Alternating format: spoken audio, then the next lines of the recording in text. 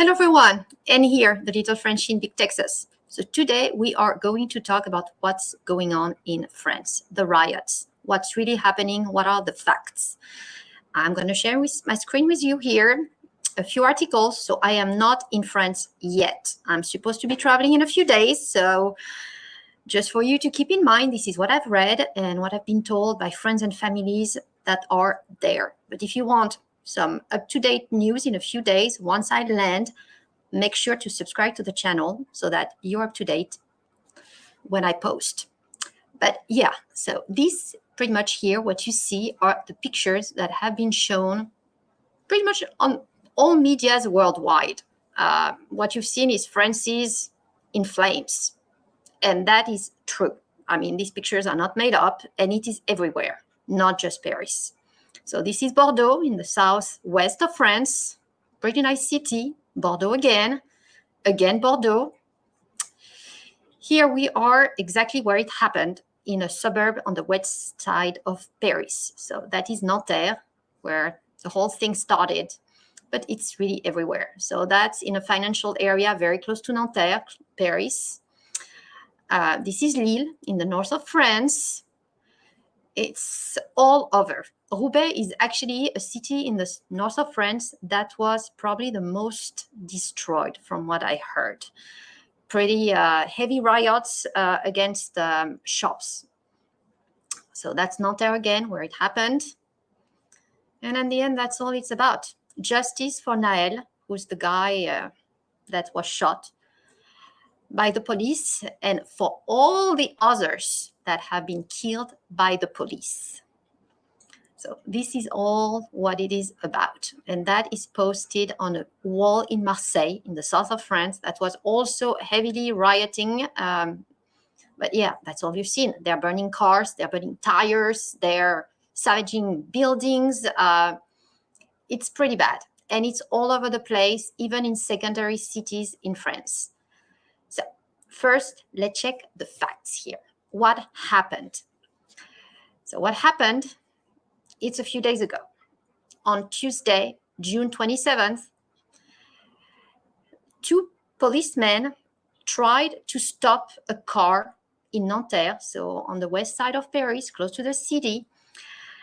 So what was told that nothing happened, it's not true. They were chasing a car, which was actually a nice Mercedes A, with immatriculated, so the plate was from Poland, not from France, that was driving on a lane that was reserved for buses and above the speed limit.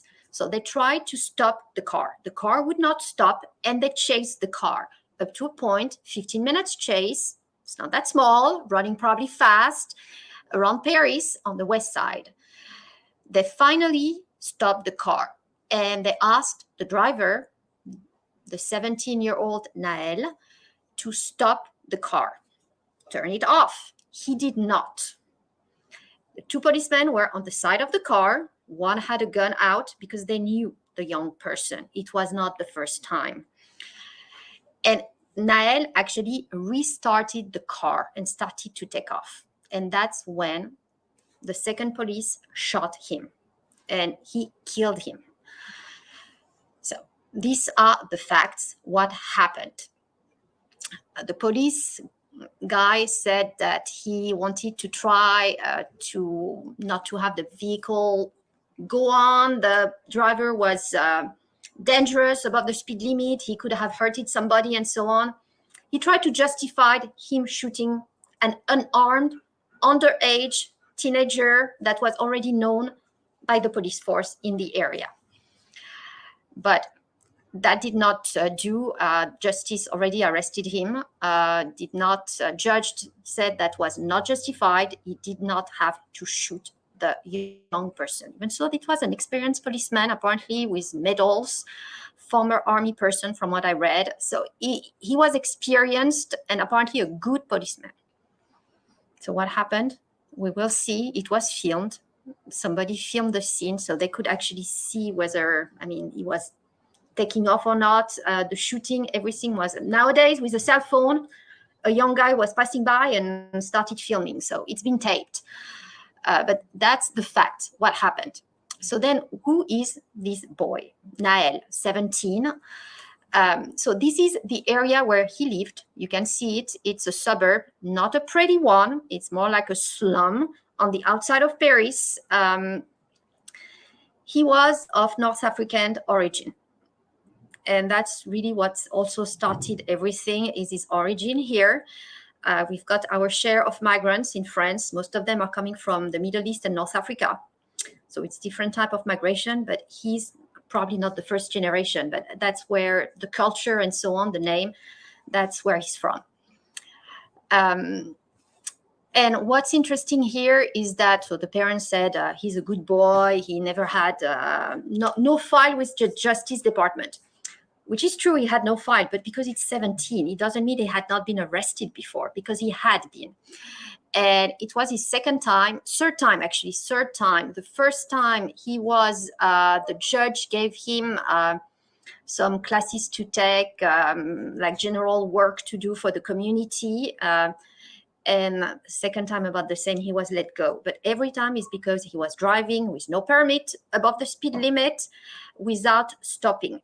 So it's a kind of repeat offender that was known by the police force in the area, which also knew he was only 17, and obviously was not wearing a gun. But that's this is really the facts here, what happened, and it went very quickly on social media, extremely quickly, by all the activists, and it just spread all over France, and people starting saying, no way, I mean, justice has to be done, the police has to stop, it's too much, and against always the same people, the North African, the Muslims, Arabs, however you want to call it, what is politically, non-politically correct, but it's the facts.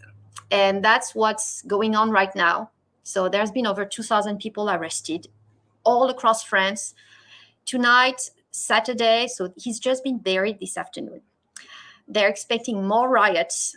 45,000 policemen have been deployed around France, and it's continuing. It is continuing. Last night was a bit lighter than the previous nights.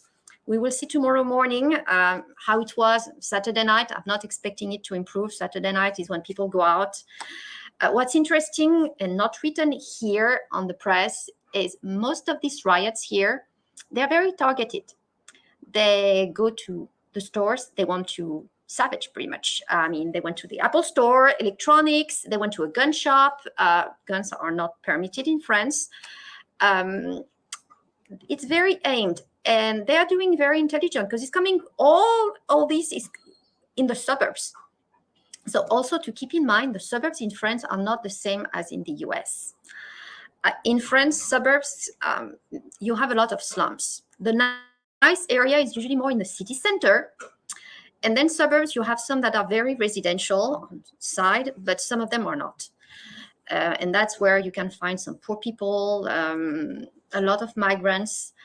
And that's really where what's happening. And the bands, all these suburbs, young guys, they are actually sending their younger brothers that are less than 18 to do all the riots. They're sending the young ones knowing they will not be arrested. They're going to probably not even have something on their file. So it's very well organized across France. So here, Marseille city, the third city in the south. Lyon, the second largest city in between France and Marseille. If you go down in the middle, is Lyon. They've arrested 37 on the Champs-Élysées in Paris. It's pretty much everywhere. And they're organized. Huh? Look what they have here. I heard that there were some mortars as well. They know what they want. So it's only certain areas in, and the worst is that they're destroying their own area in the suburbs. Not necessarily the nice area. They stay where they are. So they go, of course, to the official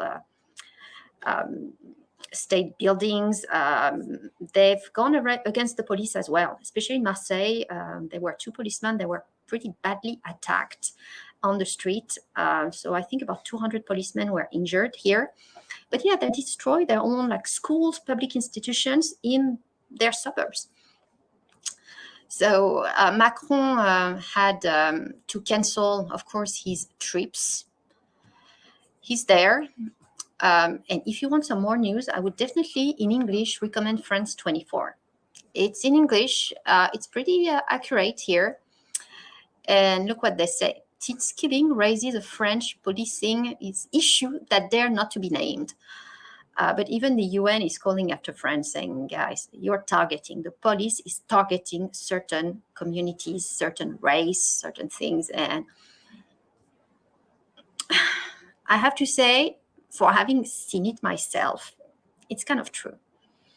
And I'm going to give you a simple example here. You arrive in Paris at the airport, and I've done it, I don't know how many times.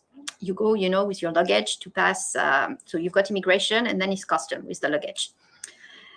And every single time I've seen them, usually they don't do much at custom, to be honest. They have I don't know what they do, but they don't seem to be working. You just go through like this. But every time I've seen them go for somebody, it's always been somebody of color, either from North Africa, like Arabic, or black. I've never been, never. I'm a woman, I'm white. But it's the fact here. Unfortunately, it's been targeted, but at the same time, every time there's something happening, it's very rarely going to be a white woman. So they also do it against, according to their statistics. But it's an image, it's a deeper issue here. And unfortunately, I'm not sure it's only France. Because across Europe, people are pretty unhappy. Price increase, all the good stuff. We've had a lot of migrations everywhere in all countries. The French are just, they just like to go on the street. It's part of the culture. But here it's going way further than other times. This is a huge rioting everywhere, and they're destroying big time. So it's gone much further than any other times. Protesting peacefully in the street, that's what the French used to do. This is no longer peaceful. So it's evolving into something else here. So that's my point of view from abroad. Once again, I'm not there. From what I heard, the city center of Paris, nothing is going on. It's very safe. It's really staying in the suburbs where they live. Which I need to check on the Apple Store where it was. My guess is that it was not in Paris. It's probably in outside city. The Apple Store could have been Bordeaux, but for them to destroy an Apple Store, it's usually in a nice area. So it wasn't Paris here. But there it is. Check the facts. I think the French have been very light on their news, just because it's actually all communicated via social media. They don't want to press it too much.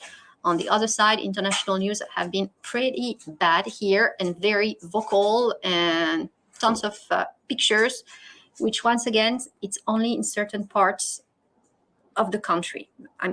Everywhere, yes, but all my friends, family, and so on are safe where they are.